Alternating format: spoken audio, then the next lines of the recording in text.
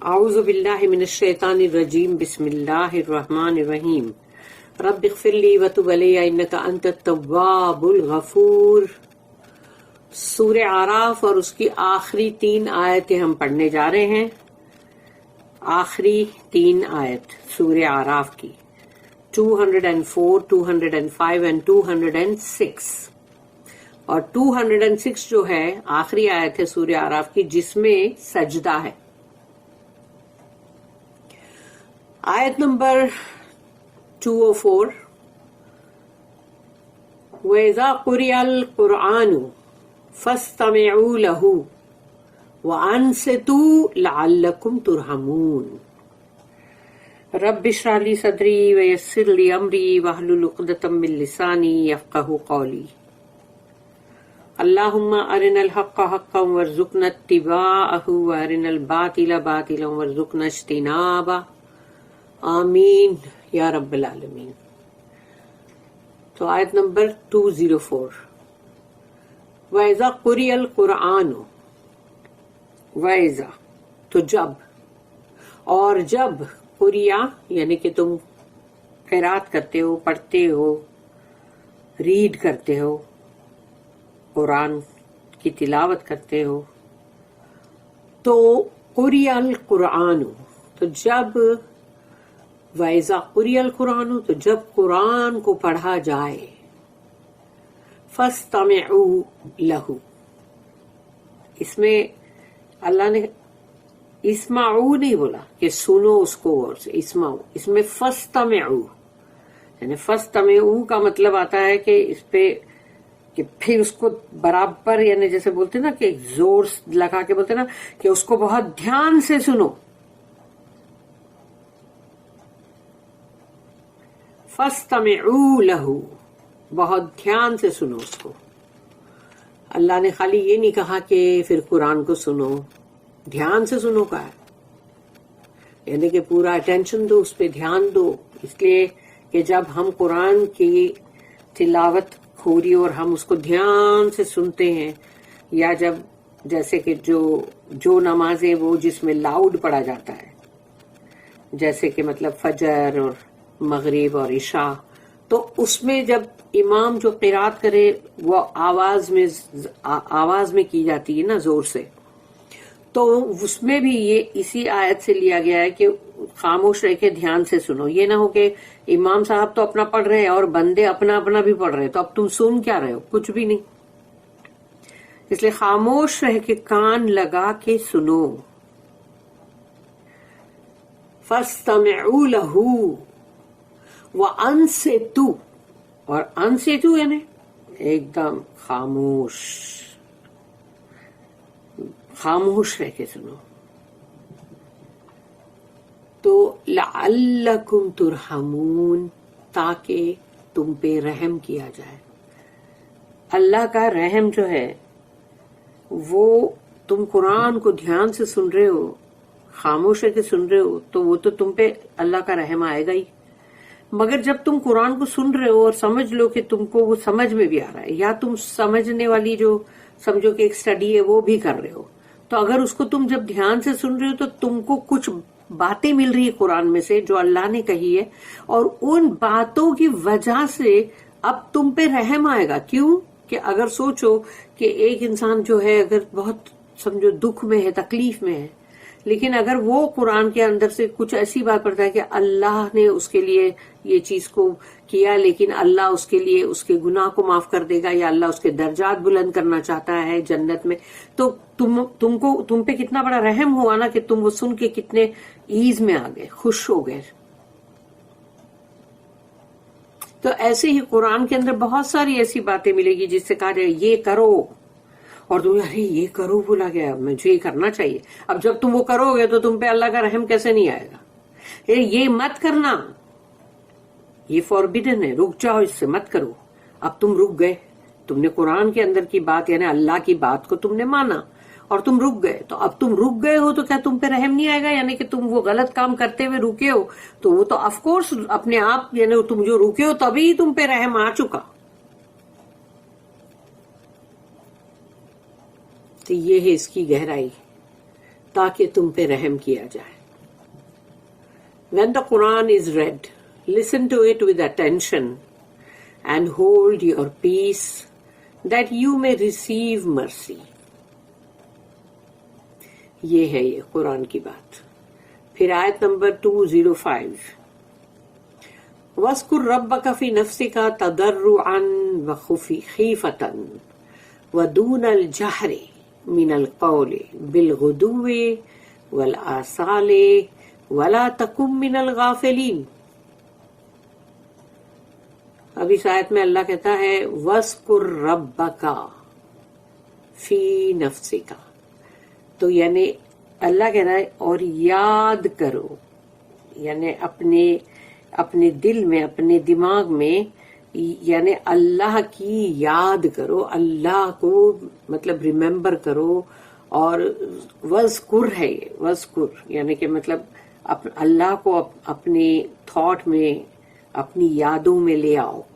تو وَاذْكُر رَبَّكَ، تمہارے رب کو. تو اللہ یہاں پر کہہ رہا ہے رسول اللہ صلی اللہ علیہ وسلم کو، لیکن اب ان کے بعد جو بھی یہ قرآن پڑھ رہا ہے اس کو، اس قرآن کے پڑھنے والے جو بھی ہیں، جو ریڈر ہیں اس کے، ان کو کہا جا رہا ہے کہ وَاذْكُر رَبَّكَ فِي نَفْسِكَ، اللہ کو یاد کرو، فی نفسک، اپنے جی میں، اپنے سول میں، اپنے دل میں، اپنی روح میں اللہ کو یاد کرو. تضرعاً، بہت گڑ گڑاتے ہوئے، اللہ کو بہت گڑ گڑاتے ہوئے یاد کرو. تضرعاً وخیفتاً، اور خیفتاً یعنی کہ تم بہت ہی اللہ سے، یعنی کہ ایک تمہارے مطلب دل میں تم بہت ہی ہیوملٹی اور بہت ہی نرماس، لیکن تمہارے دل میں اللہ کے لیے وہ بھی ہے کہ تم بہت ہی اس کا خوف بھی رکھتے ہوئے، اور تم اللہ کو اپنے دل میں یاد کر رہے ہو.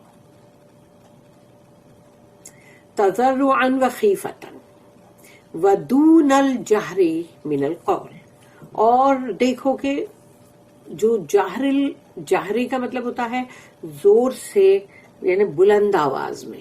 تو بلند آواز میں مطلب مت کرو. ودون الجہر یعنی کہ دونا کا مطلب ہے وداؤٹ، یعنی کہ تم جہری کے جو من القول، تمہارے قول، تمہاری جو بھی تمہارے ورڈز ہیں، اس کو بلند آواز میں مت بولو. یعنی اگر تم اللہ کے سامنے گڑ گڑا رہے ہو، دعائیں مانگ رہے ہو، تو تم اس کو بلند آواز میں چلا چلا کے مت بولو کہ وہ اللہ یہ کر دے. ایسا سب کرنے کی ضرورت نہیں ہے. تم اپنے دل کے اندر اس کو گڑ گڑاتے ہوئے، اس سے ڈرتے ہوئے بھی اس کو پکارو، اور تمہاری اندر بہت ہی ہیوملٹی ہونی چاہیے. اور اس کو زور زور سے بلند آواز میں بولنے کے لیے نہیں بولا اللہ نے. وَدُونَ الْجَهْرِ مِنَ الْقَوْلِ بِالْغُدُوِّ وَالْآصَالِ. غدو یعنی کہ صبح. اور دیکھ لو یہ غدو ورڈ جو ہے یہاں پر یہ سنگولر فارم میں ہے، اور آصال جو ہے وہ پلورل میں ہے. تو غدو والآصال یعنی وہ صبح فجر کی نماز ایک ہی ہے، لیکن آصال اس لیے کہ جیسے ہی سورج ڈھلا اور ویسے ہی شروع ہو گیا ظہر کا ٹائم، پھر اس کے بعد عصر، اوپرا اوپری آئے گا، پھر مغرب اور پھر عشاء.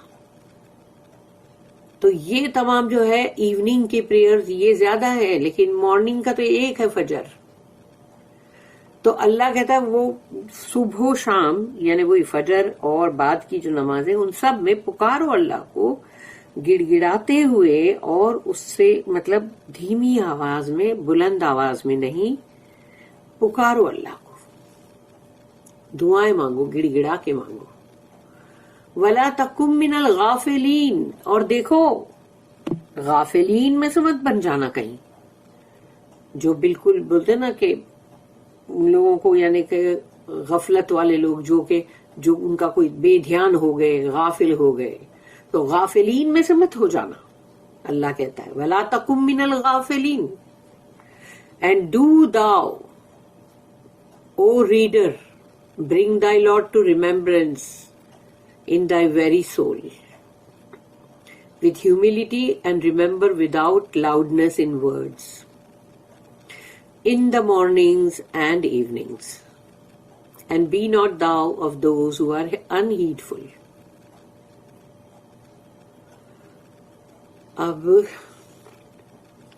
اس کی بھی نوٹ یہاں نہیں ہے.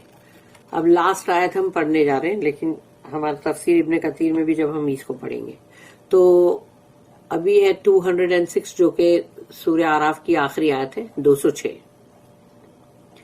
ان الذین عند ربک لا یستکبرون عن عبادتہ ویسبحونہ ولہ یسجدون.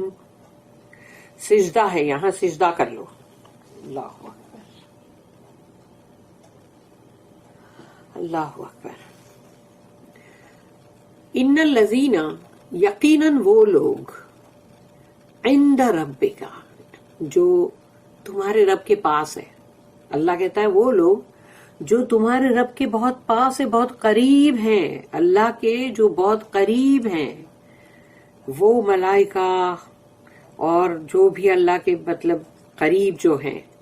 ان الذین عند ربک، جو بھی وہ لوگ جو اللہ کے تمہارے رب کے قریب ہے بہت، لا یستکبرون عن عبادتہ، لا یستکبرون، وہ تکبری نہیں کرتے، عن عبادتہ، کہ اس کی عبادت کے لیے، اللہ کی عبادت کے لیے وہ تکبری نہیں کرتے، گھمنڈ اور غرور نہیں کرتے کہ ہم کیوں کریں سجدہ، یہ کیا ہے بھائی، ہم کیوں یہ سب کریں، یا ہم کیوں یہ سب عبادتیں کرتے رہیں. تو یہ وہ لوگ جو اللہ کے اتنے قریب ہیں، سوچو وہ لوگ نہیں کرتے یہ تکبری، وہ اللہ کی بندگی میں لگے ہوئے.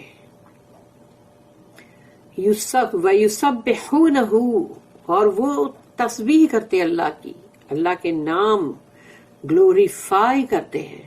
يُسَبِّحُونَهُ وَلَهُ يَسْجُدُونَ، اور اسی کے لیے سجدہ کرتے ہیں، اس کے سامنے سجدے میں گر جاتے ہیں، جھک جاتے ہیں، اس کا سجدہ کرتے ہیں اللہ کا. Those who are near to thy Lord، وہ جو تمہارے رب کے قریب ہیں، disdain not to worship him، they glorify him and prostrate before him. اس کی دو نوٹس ہیں، 1176 and 1177. 1176. The higher you are in spiritual attainment، اگر تم کو روحانی طور پہ تم بلند ہو گئے ہو، تم کو روحانی طور پہ تم نے حاصل کر لیا ہے علم، اور مطلب جیسے اللہ کا ایک قرب، تو یہ تم بلند ہوتے جا رہے ہو نا. جیسے جیسے روحانی طور پہ بندہ بلند ہوئے گا تو بلند ہوتے ہوتے اللہ کے قریب ہوگا نا.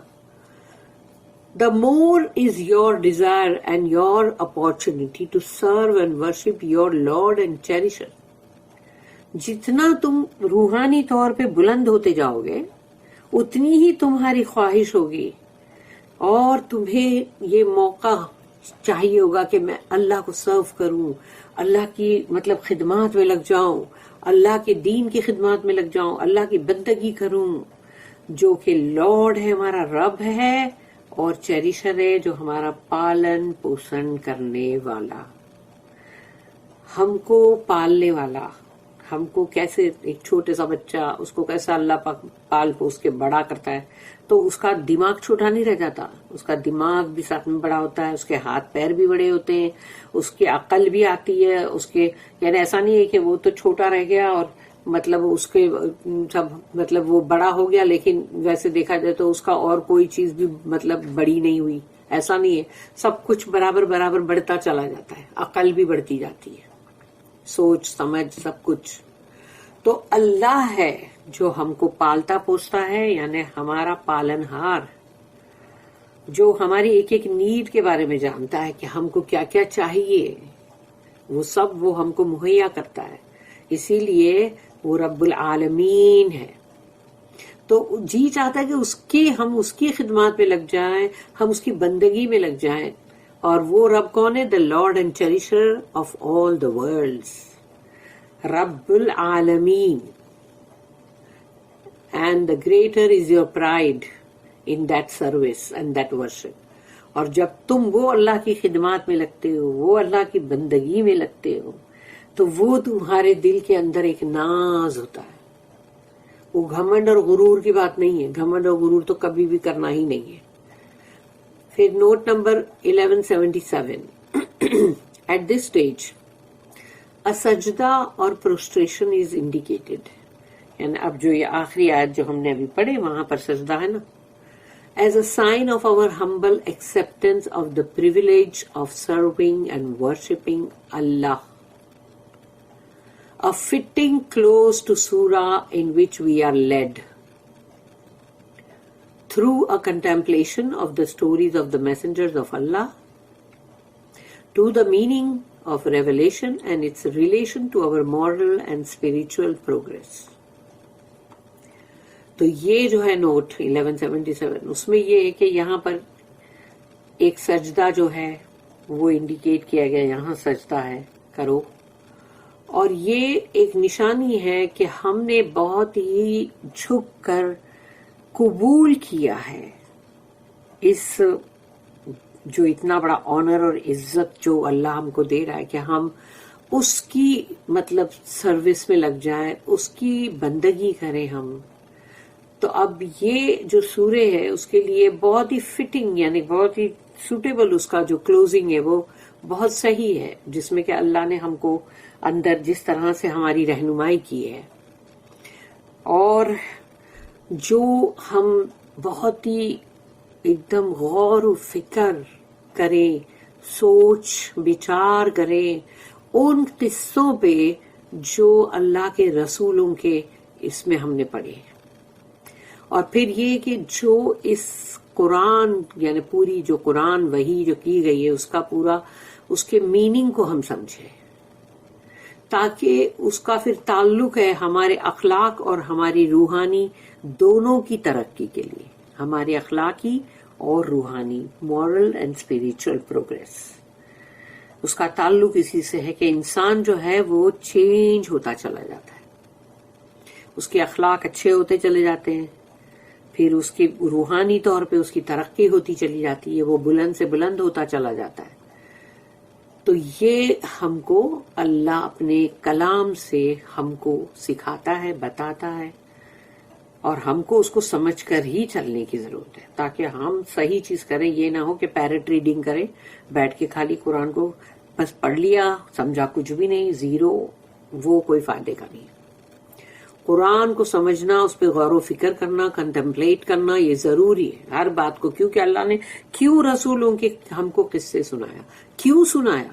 کیا وہ کوئی قصے کہانی کا تھا کہ بھئی چلو ابھی ایک قصے کہانی کا دور ہے اور ہم کو سنایا جائے تاکہ ہم کو اچھا لگے, یا بیڈ ٹائم سٹوری ہے کیا وہ؟